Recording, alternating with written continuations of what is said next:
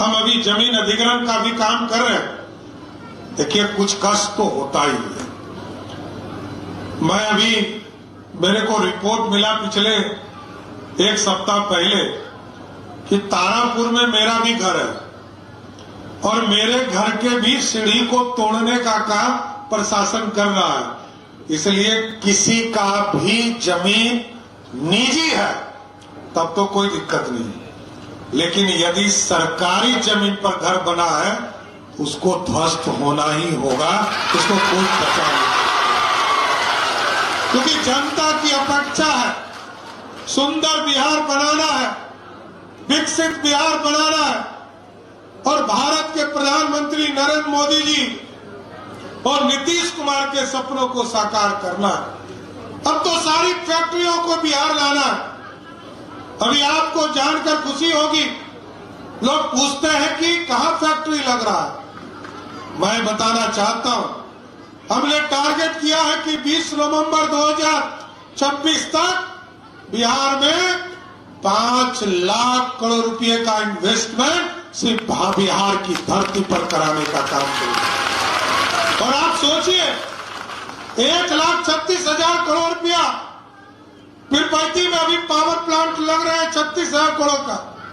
हमने कहा इसको और बढ़ाइए, 50,000 करोड़ का और प्लांट लगाने के लिए मैंने सहमति के लिए सैद्धांतिक सहमति दिया।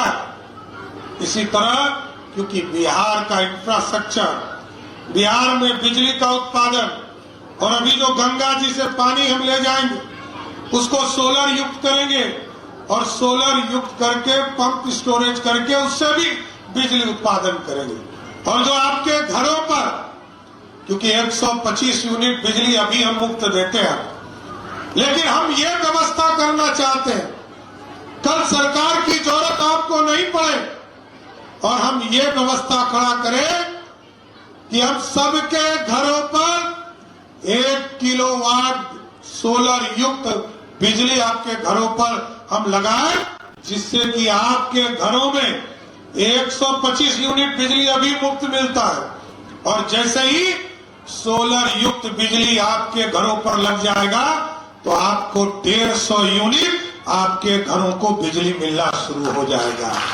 इसलिए लगातार आपके काम को बढ़ाना है सर। अभी हमारी बहन बता रही थी कि फील्ड बनाना है, स्कूल महाविद्यालय बनाना है। अभी तुरंत असरगंज में हम लोगों ने महाविद्यालय बनाया है और फील्ड बनाने के लिए मैंने पिछले दिनों भी कहा था कि यदि जमीन है तो गांव के लोग बताने का काम कीजिए, नहीं तो सरकार आपके यहाँ जमीन खरीद कर भी आपके यहाँ फील्ड बनाने का काम करेगी। इतना जरूर आश्वस्त करते हैं। इसलिए आपके सारे अधूरे सपने को ही साकार करने के लिए हम आए, चाहे वो 4 लेन सड़क हो और आप तो आपके बगल में यहां से कलकत्ता के लिए एक्सप्रेसवे आने वाला है और सीधे यहां चढ़िएगा। ट्रेन से जाते हैं तो रात भर लगता है साथियों, लेकिन यदि 4 लेन सड़क यहां से बन जाएगा तो अमैया बजलपुर से चलिएगा और 5 से 6 घंटे में कलकत्ता पहुंचने का काम कीजिएगा साथियों। इसलिए कई जगह हमें जाना है आज, लेकिन जिस तरह अमैया बजलपुर के लोगों ने, पूरे पंचायत के लोगों ने, संग्रामपुर के लोगों ने, चाहे वो और भी कई गांव, मगरपा, छोटकी मगरपा, बड़की मगरपा, चाखंड, गोरो, सभी गांव ने जिस तरह हमें साथ दिया है, मैं ये ऋण तो नहीं उतार पाऊंगा क्योंकि मैं अपने लोकतंत्र में बहुत भरोसा करता हूं साथियों। जिसने एक बार वोट दे दिया उसके लिए तो मैं गुलाम नहीं हूं साथियों। और जनता का आशीर्वाद यहां भी मिला और आपने तो सारे रिकॉर्ड तोड़ दिए। आजादी के बाद जितने वोट तारापुर विधानसभा में पड़े, सबसे अधिक वोटों से भी जिताया और सबसे ज्यादा वोट भी देता। और अमैया बजलपुर ने तो असरगंज में सबसे ज्यादा वोट से जिताने का भी काम आप ही लोगों ने किया है। इसलिए आपके सारे अधूरे सपने हमारा पूरा करने का दायित्व है। और मैं तो इसी तरह मन की बात के माध्यम से आपके बीच में आता हूं। स्वाभाविक है, आपको विधायक तो नहीं मिला है, मुख्यमंत्री मिला है। और विधायक स्वाभाविक है, विधायक आपके गांव में जाते, घर में जाते, मैं नहीं जा पा रहा हूं, हमको भी पीड़ा लगती है।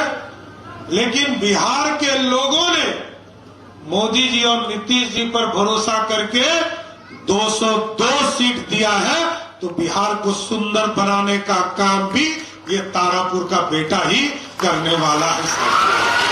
इसलिए मैं फिर से आज मन की बात में आपके बीच में आया और लगातार इसी तरह किसी न किसी पंचायत में मैं आता रहूंगा, आपके काम को आगे बढ़ाता रहूंगा और आपके समृद्धि को रास्ता खोलूंगा।